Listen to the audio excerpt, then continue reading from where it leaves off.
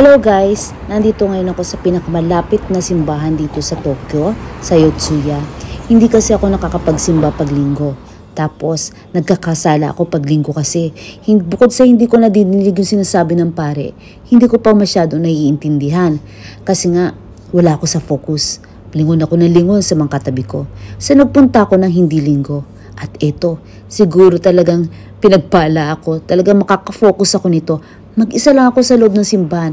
First time ko magpunta na kahit hindi linggo, ay mag-isa lang talaga ako sa simbahan. As in mag-isa.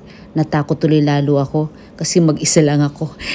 Hindi ako masyadong pala simba kasi nga hindi ako nakakapunta pag linggo. At hindi rin ako nagbabasa ng Bible. Hindi ko sila kabisado. Kaya ang alam ko lang talaga sa totoo lang ay ang magdasal. Humingi ng tulong, magpasalamat, humingi ng patawad sa mga kasalanan ko, humingi ng tulong sa mga hindi ko naiintindihan at nauunawaan, magpasalamat sa araw-araw na biyayang na ibibigay sa akin. Yun lang talaga ang nagagawa ko pag nasa loob ako ng simbahan. Hindi na ako magmamalinis at hindi na ako magmamarunong. Talagang yun lang talagang alam ko pag nasa loob ako ng simbahan. Marami akong pagkukulang, pagkakamali, lalo na sa kanya. Kasi ang alam ko lang talaga, humingi ng tulong, kausapin siya, lalo na pag may problema ako. Pero hindi ko pa rin nakakalimutan magdasal gabi-gabi at hindi ko nakakalimutan magpasalamat sa kanya araw-araw sa mga biyayang binigay niya sa akin. Ayan, nasa labas na ako ng simbahan. Ngayon, makikipagkita naman ako sa Akihabara kasi meron siyang gustong bilhin goods doon kasi magtatapos na siya hanggang December, mga December 17 yata ang tapos na yan. Ayan, yan yung Gundam or yung Mobile Suit Gundam, The Witch from Mercury. Ayan yung mga characters, ayan. Ito ay nag-start noong last year ng December, natapos ng July. Ayan. 2 season to eh. Ayan. So, tapos na siya. Natapos na siya nung July ba ang tapos ng season niya. Ang event nito ay hanggang December 17 pa. Pero ubos na agad yung mga goods. Urikiri, kumbaga sold out na yung iba, yung pinakamahalaga na dapat namin bilhin o dapat niyang bilhin ay naubos na agad. Tsaka bawal na mag-video dito, tsaka mag-picture. Kaya saglit ko lang nakuhanan talaga. Talagang panakaw lang yung pagkuha ko. Pero ang pinakagusto ko dito ay yung gacha-gacha nila. Kasi ang ganda ng mga goods dun sa gacha-gacha. Ayun, ayan. Hindi ko malapitan sa inyo. Hindi ko mailapit dahil bawal nga. 300 lang yan. Tapos may lalabas na goods na dyan.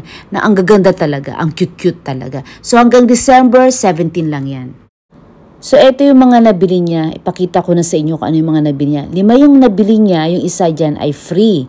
So, sa 5 yan, lahat dyan ay 5,730 ang binayaran niya. Tapos, yung isa nga, free lang.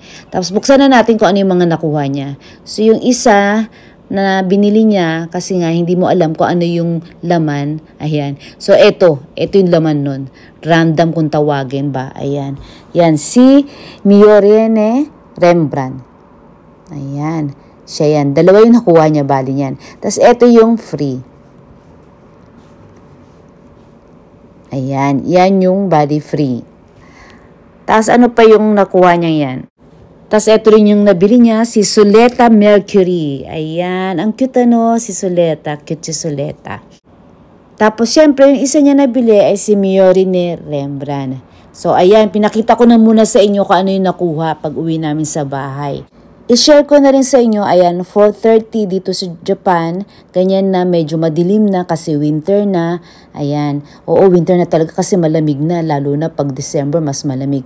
So 4:30, ganyan na karami ang tao, lalo na pag mag 6 o'clock yan, mas marami, walang siwang, walang uwang, walang puwang, sabi ka na nila, siksikan talaga. So makikipagsiksikan tayo, ganyan talaga dito sa Japan, kasi mas gusto nila ang mag-train kasi mas mabilis. Kumbaga, yung 3 hours, 2 hours mong ibibiyahe, mas madali ka pag naka-train. Ayan. I-share ko na rin sa inyo yan. Dati yan ang vending machine ng sigarilyo, pero ngayon wala na yan. Kasi nga, dati pwedeng bumili niyan ng mayroon kang ID. Kaya lang yung mga underage, ginagamit nila yung ID ng mga ate nila o kaya ng kanilang mga tatay at nanay, tapos bumibili niya. Nagkaroon ng problema dyan, kaya in-stop na yan. Kaya talaga kailangan sa cigarette shop ka nabibili o sa mga convenience store. Ayan, tapos pakikita mo ang ID mo.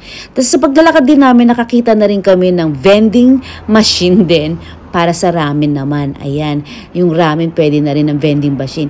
Ayan, tsaka may gyoza rin siya. Pero hindi naman ako bibili kasi kakakain lang namin. Kaya papakita ko lang sa inyo. Ayan, may vending machine. Ayan, so i-operate mo na lang yan. Ihulog mo na lang yung coins dyan. Meron siyang gyoza, ramen. Ayan. So yung ramen nila is 1,000 yen. Ayan.